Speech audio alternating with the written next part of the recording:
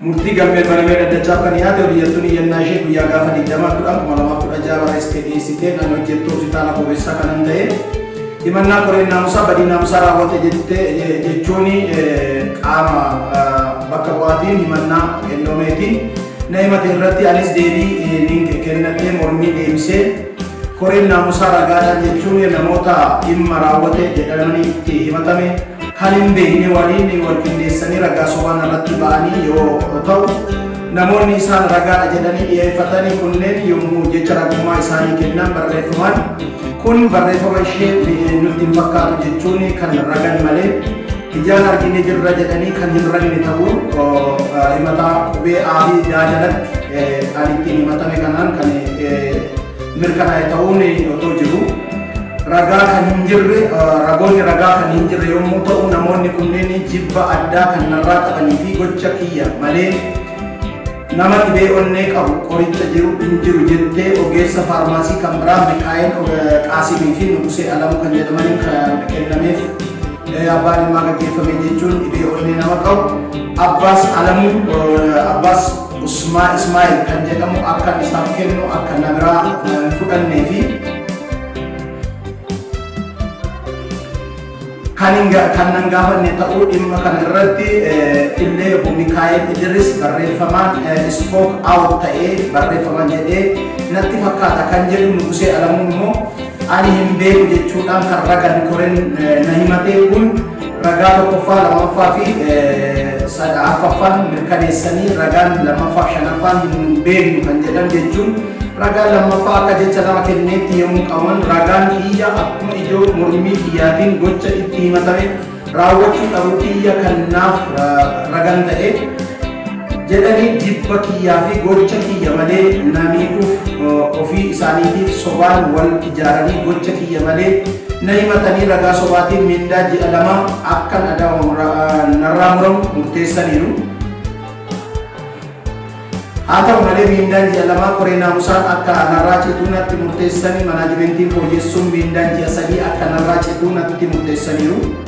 murtiin koree naamusaa mindaa ji'a lamaa natti murteesse manaajimentiin itti amanuu dhabuudhaan murtee koree naamusaa murteesse osoo hin diigin xalayaa gaggeessituu irratti qofaa ibsuun murtiin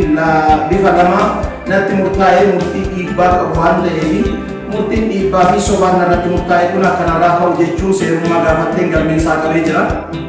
Manni hojii deebii kennaa deebii isaa xalayaa lakkoofsa asirratti taa'ee guyyaa gaafa 9/11/2016 barreessee dhiyeesseen koreen badii raawwateef qajeelfama naamusaa wajjin qabuun murtii sirrii kennuu fi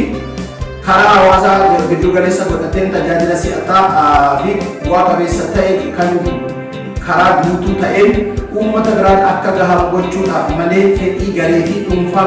kamiyyuu raawwachuuf akka hin taane hubatamee maqaa balleessii ijaaramanii ragaa sobaatiin murtiin sirrii hin taane narratti murteessan jettee horiyyattuun dhiyeeffatte dhufaa akka nuuf ta'u badiin horiyyattuun kun ittiin himatamte barreeffama ragaa nama iddoo ishee fi himata jirutti ogeessonni ishee waliin hojjetan bakka horiyyattuu fi bakka bu'aan jirutti ragaa himataa fi ragaa ittisaa ishee kan irraa fuune yoo ta'u qabxiileen himataaf dhiyaatan torba keessaa 5 ragaan kan irratti mirkanaa'e yoo ta'u qabxiin 2 qofti ishee irraa kufaa ta'e ture badiin isheen ittiin himatamte 7 ta'ee osoo jiru qabxii tokko qofaa kaastee qabxii ijoo gootee haalli isheen ittiin dhiyeeffatte ammas badii uumte irraa barachuu caalaa hawaasa irratti gara darbina isheen qabdu kan agarsiisudha. guyyaa dabalee isheetii dhukkubsattoonni qorichi barreeffameef hedduun sa'aatii hojii mootummaa sa'aatii 4 fi daqiiqaa 48 ganama osoo qorichi nuuf kenni jedhanii irratti cuftee deemuu ishee ragaa viidiyoon deeggarame kan jirudha. Naamusa gaarii argamsiisuun hojii ishee gahumsa naamusa ogummaa olaanaa of eeggannoo fi si'aarumaan raawwachuu osoo qabdu kana cinaatti dhiistee sa'aatiin osoo hin geenye bahu hojii irratti ramadamte yeroo hojjechuu dhiisuu hojii kennameef sababa gahaa hin taaneen yeroo raawwachuu dhiisuu yookaan lafa harkisuun abbaa dhimmaa dhamaasuu namicha dhukkubsataa onnee obbo Abbaas Ismaa'iliif qoricha barraa'eef isheen qorichi osoo jiru dhorkattee ogeessonni faarmaasii obbo Nugusee Alamuu, obbo Qaasim Huseenii fi obbo Mikaayil Idris sa'aatii dabaree isheetiin kan kennaniifi jiranidha. Dhukkubsataan kun amma lubbuudhaan darbee jira. Kana ammaas maatii dhukkubsataa lubbuun isaa darbee dhufanii ragaa bahuu ni danda'u. Gocha gara jabinaa hawaasa irratti raawwataa jirtu koreen ragaadhaan mirkaneessee adabbii naamusa cimaa jalatti kufuu erga mirkaneeffatee booda kanaan dura himatamtuun badii naamusaa isheen raawwatte kana ragaan deeggarame waan hin jirreef jecha adabbiin akka irraa xiqqaatu godhame adabbii naamusa cimaa badii namaatiin adabee ture. Haa ta'u malee manaajimentiin mana hojii murtee kana ilaalee badii naamusaa isheen raawwatte hawaasa hedduu dararaa jiraachuu bira darbee du'aatii lubbuuf kan saaxilee jiru waan ta'eef murteen koree naamusaa fooyyessinee adabbii naamusa cimaa baatii 3tiin adabnee jirra. Kun immoo manaajimentiin koree naamusaatti amanuu dhabuu osoo hin taane ulfaatina badii naamusaa isheen raawwatte kan agarsiisudha. Kanaafuu tajaajilli ishee irraa akka ogeettii fayyaa kutaa faarmaasiistii kabajaa fi gara laafinaan hawaasa gargaaruu osoo qabdu kana cinaatti dhiistee jirti. Komiin isheen dhiyeeffattes ammas badii uumaa jirtu irraa of sirreessitee hawaasa tajaajiluu fi fedhii akka hin qabne kan agarsiisu waan ta'eef abbootii dhimmaatiif kabaja barbaachisu kennuun fuula gaariin agarsiisuun gaaffiilee dhiyaataniif sirnaan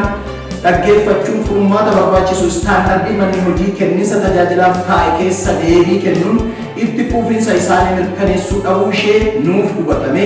Komiin ishee kufaa ta'ee baasiif aariin keenya akka itti nuuf murtaa'u jechuun seerummaa gaafataniiru.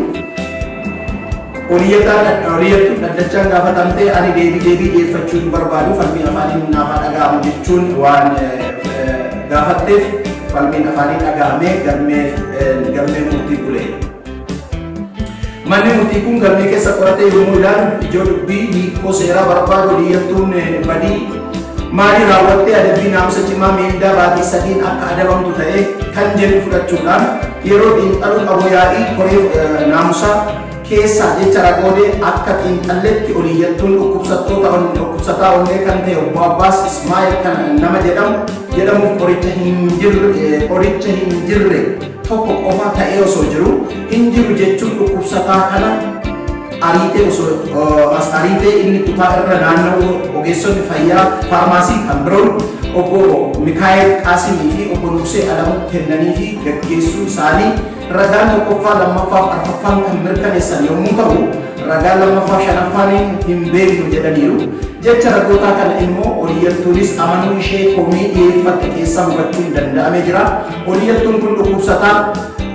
bakka seeraan keessummeessuu qabdutti guyyaa gaafa 11/8/2016 haadha ulfaa hordoffiif deebi'u qorichi barraa'ee fi maaloo naaf kenni jettee dhufuu hin danda'u deebi'ee dhufuu hin danda'u jettee osoo kadhattu jecha hojjetaa tokko irraa hin eegamne ulfa garaadhaa qabdu kana dhalii ergadhu jechuudhaan iddoo hojii cufuun bira deemtee kan jirtu irratti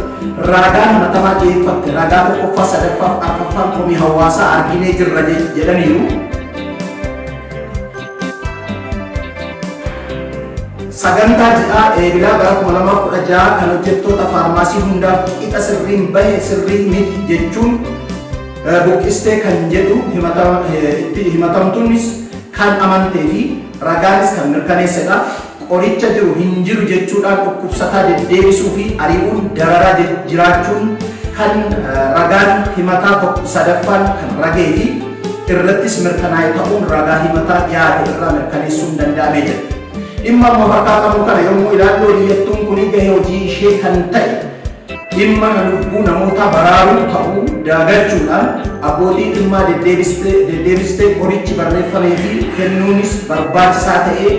gufachiisuun qorichi ajajameef sana ariitii fi saffisaan kennuufiin kunuunsuu osoo qabdu akkasumas sa'aatii hojii mootummaa ala illee dhimma lubbuu baraaruu irratti hojjechuu osoo qabdu miira tajaajiltummaa gonfachuu dhabuun safuu uummataa keessaa hin jirree fi ogeessa fayyaa tokko irraa hin eegamne dubbachuu qoricha kuusaa qorichaa keessa jiru hin jiru jechuun dhukkubsataa deddeebisuun hojumaata badaa waan horiyyattuu raawwatte ta'uun galmee keessaa mirkaneessuu waan danda'ameef dhimmi horiyyattuun dhiyeeffatte kun hin komachiisu jenneerra. Kanaafuu manni murtii kun